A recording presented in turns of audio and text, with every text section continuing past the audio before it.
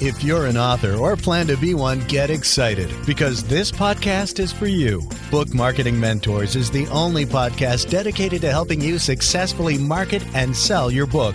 If you're ready for empowering conversations with successful marketing mavens, then grab a coffee or tea and listen in to your host, international best-selling author Susan Friedmann. Welcome to Book Marketing Mentors, the weekly podcast where you learn proven strategies, tools, ideas, and tips from the masters. Every week, I introduce you to a marketing master who will share their expertise to help you market and sell more books. Today, my special guest is Mary Catherine Jones. Mary Catherine is the owner and executive producer of the Audiobook Experience, an award-winning boutique studio specializing in audiobook recording and production. She loves helping authors bring their stories to life, whether that means guiding them to use their own voices or matching them with the perfect narrator. Working from her Vermont studio and through partner studios nationwide, she ensures every audiobook captures the heart of the story. Mary Catherine, it's an absolute pleasure to welcome you to the show, and thank you for being this week's guest expert and mentor. I am so excited to be here. Thank you so much, Susan, for having me. It's my pleasure, and I am so excited because, as you know, you're just almost on my doorstep, and that is so unusual when you live out in the boondocks to have somebody else live out in the boondocks. So we love our boondocks. We do. We certainly do. Now, as you know, we've had a few episodes on recording audiobooks, and first of all, that it's such a dynamic marketing experience for authors. However, the question often comes up, should I record my own book? Now, I know that we've talked about this at length, and I thought, hey, that would make a great angle for talking about audiobooks. So let's jump in and talk about who should narrate your audiobook, and if so, can I? Because I, as the author, feel that I'm the only one who can do this. Let's start there.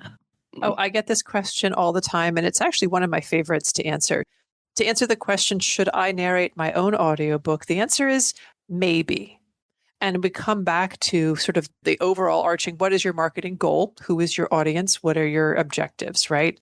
For me, very broadly speaking, if your book is a work of fiction, unless you are a trained narrator or actor or actress, then probably you want to let somebody who is trained in that area be a professional narrator and do that job for you and narrate your audiobook.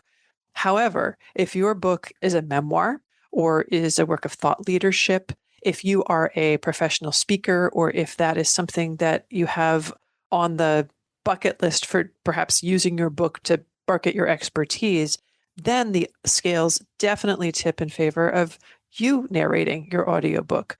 If you're out there in public speaking about your topic, people are familiar with you and your voice. And then if they start to listen to your audiobook and it's not your voice, if they're listening to the sample, there's a disconnect, which means they're going to be like, well, wait, do I even have the right book? What's going on? Whereas if it's your voice, you're literally building that authority and marketing leadership, conveying that through your voice. So you want to carry that on in your audiobook. Similarly with memoir, this is your story. It should be your voice that is telling it.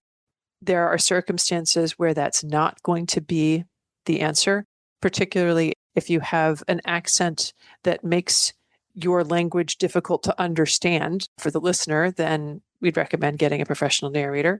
And also, if you have a speech impediment that is so severe that, again, it impedes the ability for somebody to understand, we would look at getting a professional narrator. Or if you just really, really, really cannot stand the thought of doing it, I will try to convince you otherwise. But of course, if you do not want to narrate your audiobook, we will find somebody perfect for you. Which is excellent. And I'd never thought of it in terms of an accent. Obviously, I have an accent. However, I believe that it's one that people don't mind listening to most of the time, not all the time. Sure. But that's really important. And we have such a rich collection of people from all over the world who have written amazing memoirs. And some of them still carry a lot of the overtones of their native language that can be hard for the, average American to decipher. That's part of the conversation that we have.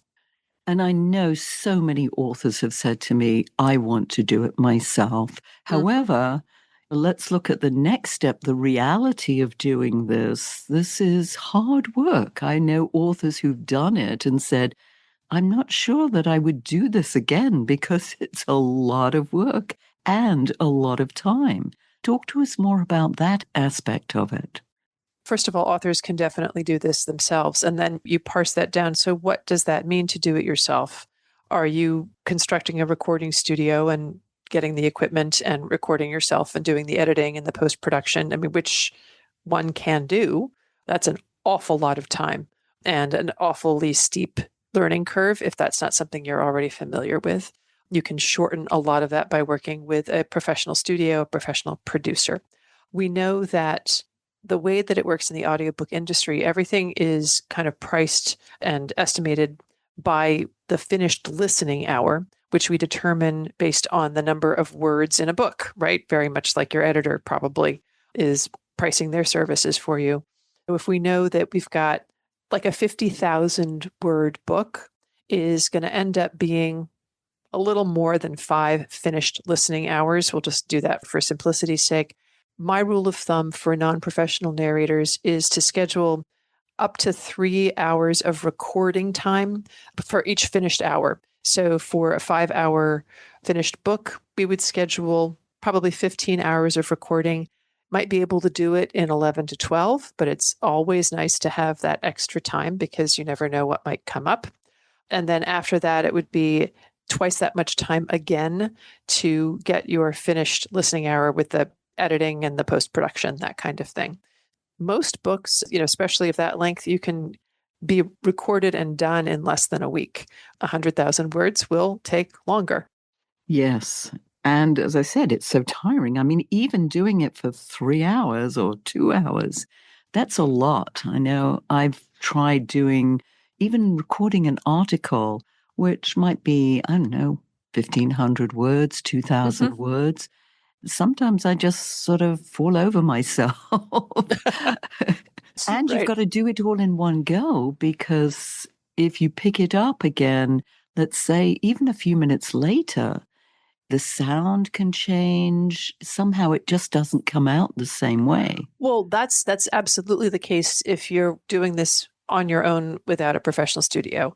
The beauty of a professional studio is that is exactly why we exist, so that you can record and then come back 3 months later if you need to and do a pickup. We do all of that adjusting. That's what sound engineers, or our ears are supersonic. I can hear, oh, that doesn't sound quite like it did last time. Let's adjust your position to the mic. Let's do all of these things as far as pickups go. And it's a common misconception that for recording an audiobook, you have to get it all right in one go. Dear God, you can't do that. You can't get a chapter in one go. You probably can't even get a paragraph in one go sometimes. The way that we record in the studio is we're recording and then, you make a mistake and either you flag it or I flag it. And so the recording software is such, and the engineer's skill is such that we pick it up from the last breath or the end of the last sentence. You hear the last few words you were saying, gets it back in your head, that rhythm, and then you pick it up from there. And that's how we do it. That's the beauty of working with a professional producer. Which makes all the difference. And what came to mind, and you and I have talked about this many, many years ago, I did some voiceover work, and it was only... You were very fancy. Very fancy. Jaguar cars, Victoria's Secret. But I remember these were like 30-second commercials. Right. And there was one take, I think we did it 26 times before I got it right. I was embarrassed, but the engineer just said, you know what? Even the pros have this happen, so don't worry about it. Because each time I was like, oh my goodness, I've got to get it right this time. Oh my goodness, I've got to get it right this time. It's like, well, but that's also, you have the concentration rate of a 30-second commercial spot versus a 5-hour audiobook. We're not parsing every 30-second clip for, maximum grabbing ability. That's what your retail sample is for. But really the goal of an audiobook, a good audiobook, is to be conversational, to be a storytelling, and to be a real voice. You want it to be professionally produced. It doesn't have to have the sex and the sizzle that Victoria's Secret needed for that 30-second spot. And getting the words out, sometimes they just don't flow the way I feel that they would naturally. And that often is what stops you. It's like, as or they I'm try to reading cram in too many words. Oh, You're like, this yes. is a 30-second spot, but you've given me a 60-second script. Can we talk? I remember, was it like 26 words every 10 seconds or something? I know when I'm doing something at sort of super, super fast speed, I can do up to about 180 for a 60-second. But that's taking out almost all breath. And it's not pretty. I don't like it's a race. It's like, can I get to the finish line in the shortest time possible? Exactly. But let's talk more about the whole idea of the audiobook. I mean, as we know, it's sort of gaining in momentum with regard to this is how so many readers are consuming books. And I know I'm one of them. I'm known as a slow reader. So when audiobooks came along, it was just like, wow, this was a gift from heaven for me. I was in a book club and they're reading these 300-page books in a week. I'm like, oh my goodness. I mean, that put me off. But if I could listen to it, I didn't mind listening to it for hours on end. I didn't know if that was cheating or not, but... Oh, it's absolutely not. You are not alone in that experience, as we can see just by the numbers. There's been a double-digit increase in audiobook consumption every year for the last 10 years, and it is predicted to continue along that trajectory. At this point, the audiobook market in publishing is between 13 and 15% of the publishing market. 15% of publishing sales are for audiobooks. And we know that that's the amount of listeners that prefer to read with their ears. And for exactly the same reason that you were saying, it's an easier way for many people to read and be able to do other things at the same time. And for me, I love the print version and I love the audio version. And I love, although sometimes I'll have my own private, like, I'm not sure about this narrator kind of things, but being able to have that fluidity and continue the story no matter what I'm doing is really wonderful. It's interesting you talk about being very conscious of the reader. I've stopped listening to books that the reader just sort of somehow their voice grates or it was like boring. It's like, I can't listen to this. It's going to put me to sleep. You and me both. And of course, it's like any form of media or art, a lot of it's very subjective. And that's why I think that overall, it's a good thing to have the preview ability before you purchase an audiobook to listen to, they have a 5-minute segment. The only caveat is that it used to be that you could, as a producer and an author, we could sort of be very clever and, okay, we'll get something in the middle of the action and, really kind of hook the potential listener with that. But now what Audible has been doing is, even though we send them like, this is the 5-minute retail sample we want you to play, they just start from the very beginning, like from the opening credits and keep going. That can be a little bit of a challenge because sometimes you have maybe somebody else is doing an introduction and it's not the main narrator. Sometimes there's a lot of disclaimers or letters or something like that. So as a producer, I'm trying to figure out different ways. How can we maximize that retail sample and make sure we get it up at the front? And also, of course, have it as polished as possible. Now, I have a feeling that many of our listeners are thinking about using AI potentially as the reader. Talk to us about AI and its role now in audiobooks. AI has opened up the ability for people who otherwise would not be able to access professional recording. It gives them the opportunity to put their book in audio. And by and large, I'm all in favor of It evens the playing field in some ways.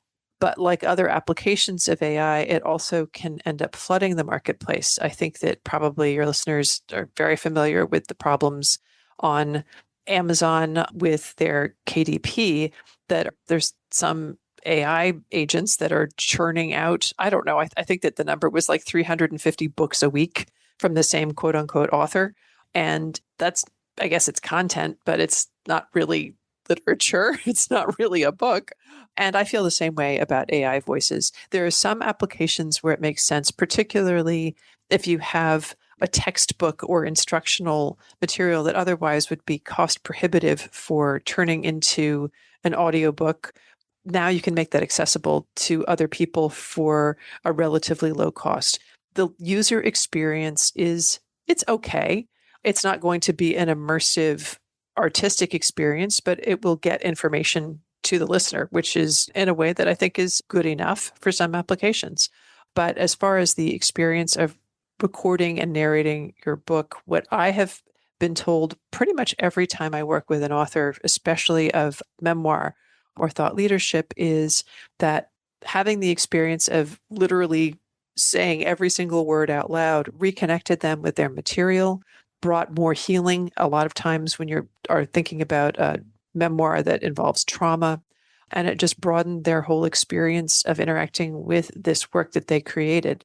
So to basically press a button and say, well, now I have another iteration of it, I don't know. I mean, if that's what is needed and wanted, then great. But I think that you lose a lot in that process. Yeah, I'm sure, because again, I haven't found yet a company that is being able to have voices that can really give the intonation, the feeling, Correct. the tone, the pitch in the way that works for me. I know that I've heard people say, oh my goodness, they've been able to replicate my voice so perfectly. And I've like tried it and it still sounds robotic. In my experience, and remember, I'm a professional engineer, so I kind of know what I'm doing here.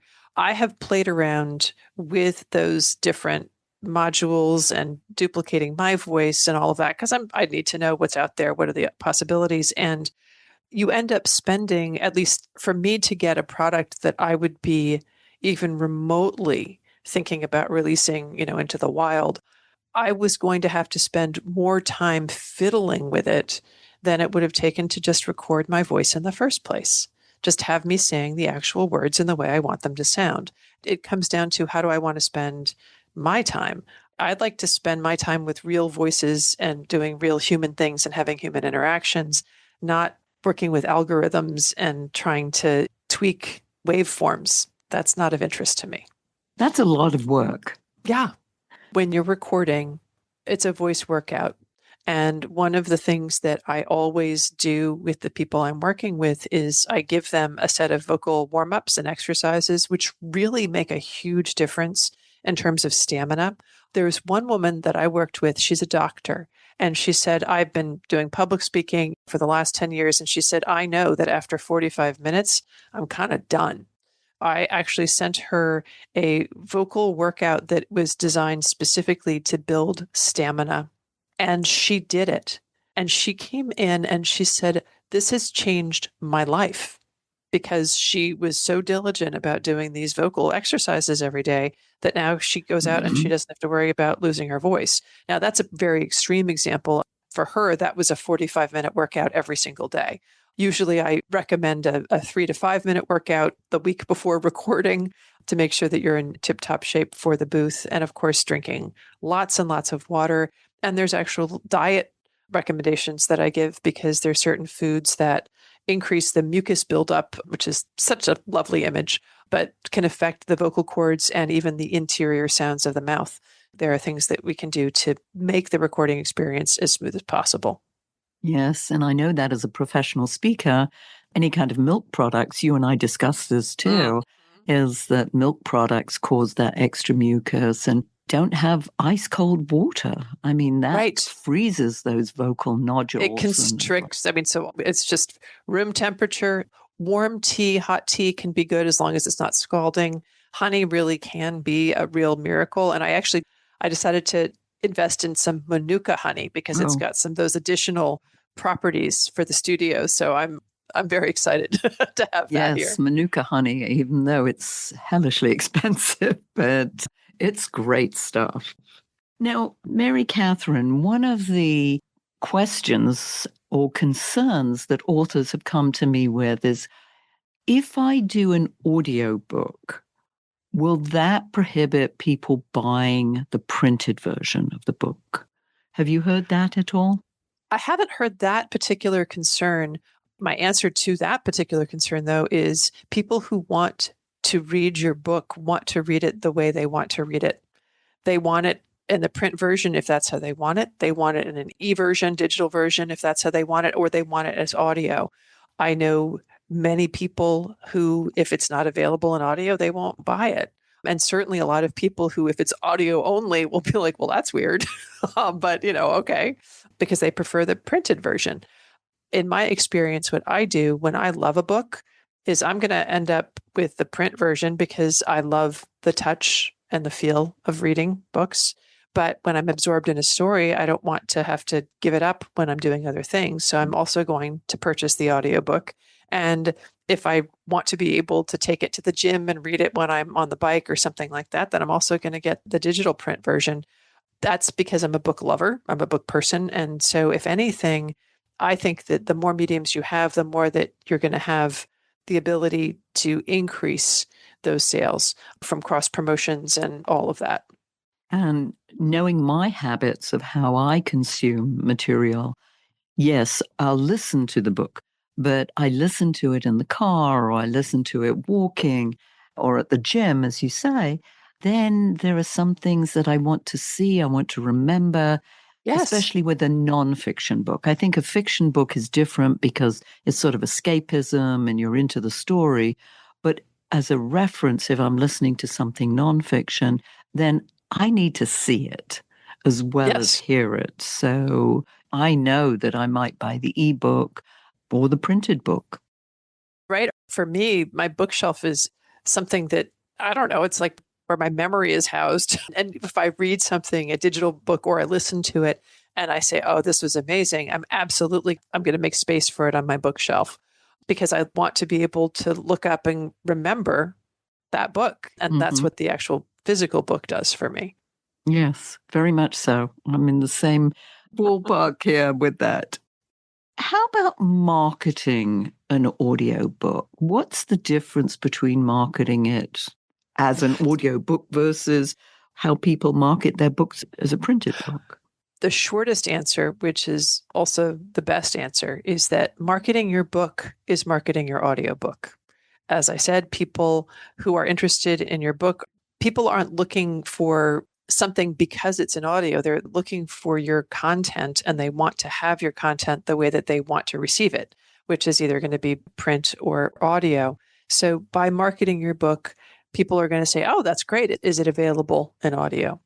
What I like to encourage authors to think about is think about your audiobook as an additional collection of marketing assets.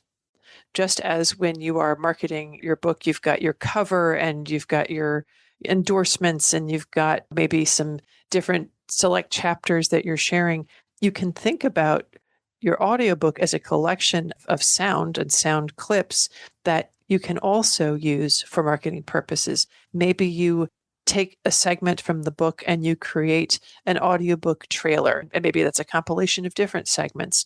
Maybe you have select short segments, maybe, if you're thought leadership, your 10 best tips and tricks, and you isolate them and you have them come up with the text written as a little video on Instagram, accompanied by the actual sound clip.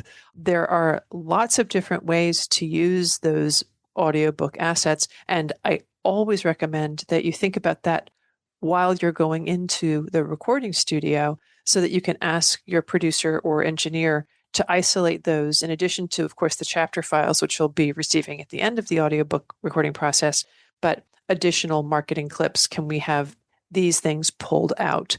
You can do that after the fact too, but it's really nice to think about it in advance so that you have them sooner rather than later. I love that idea. That's dynamite. I'd not heard that one before, but it makes Mhm. so much sense. Oh, sure. Now, how about the library market? That's a market that authors are not quite sure about with print and then as Hmm. ebooks, but now the audio version. Is there a Hmm. market within the library market? Absolutely. When we talk about distribution, I think about it as there's sort of two and a half buckets, right? You've got an opportunity to distribute through Audible, Amazon, and you can do that exclusively through them. They like to keep people in their universe, and so they reward that with a higher royalty share rate. But you also cede control a lot of the time on what your audiobook is priced at. You might log on and find out that it's priced at $2.99. And what? When did that happen? Well, there you go. There's also, of course, the wide distribution model where you are able to distribute across many, many different platforms, including Amazon Audible, but specifically giving you access to the library market because libraries, they will not buy from Audible Amazon because they don't get any discount. So if you are exclusive to Amazon, then you are not going to hit the library market. As far as marketing to the library market, we know that even within the audiobook market and how that's growing, one of the most robust segments of that market is the library market because so many people love their Libby app and they just add things to, their queue and wait for it to become available and then they listen.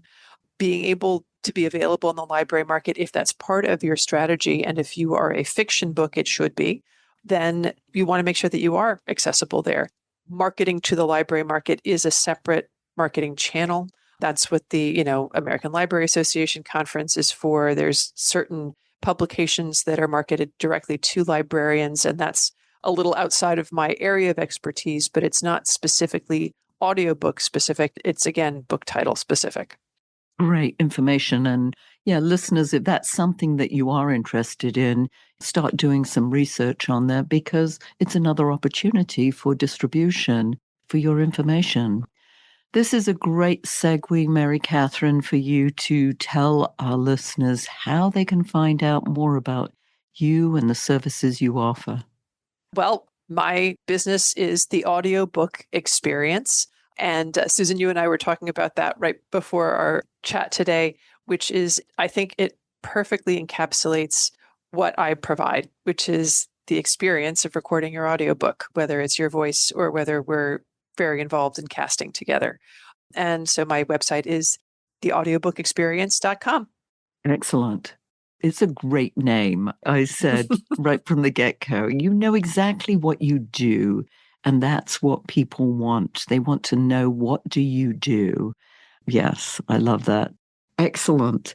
And by the way, listeners, I will put all Mary Catherine's information in the show notes, especially if you're driving or you're on the treadmill or wherever you are. All her information will be in the show notes. As you know, Mary Catherine, we always leave our listeners with a golden nugget. What's yours? Don't underestimate the power and impact of your own voice. The voice is energy, and the way that you are saying the words you wrote is going to hit the listener different than if I said the words you wrote, or if Susan said the words that you wrote, and know that that is very much a part of what you're sharing with the world is that energy and the presence behind your voice. Perfect. Oh, so poignant, so poignant. Well, thank you so much for sharing your wisdom. This was amazing and a totally different slant on audiobooks, which we haven't had yet. So I really love that. Thank you. And listeners, if your book isn't selling the way you wanted or expected to, let's you and I jump on a quick call together to brainstorm ways to ramp up those sales because you've invested a whole lot of time, money, and energy, and it's time you got the return you were hoping for. So go to bookmarketingbrainstorm.com to schedule your free call. And in the meantime, I hope this powerful interview sparks some ideas you can use to sell more books. So until next week, here's wishing you much book and author marketing success.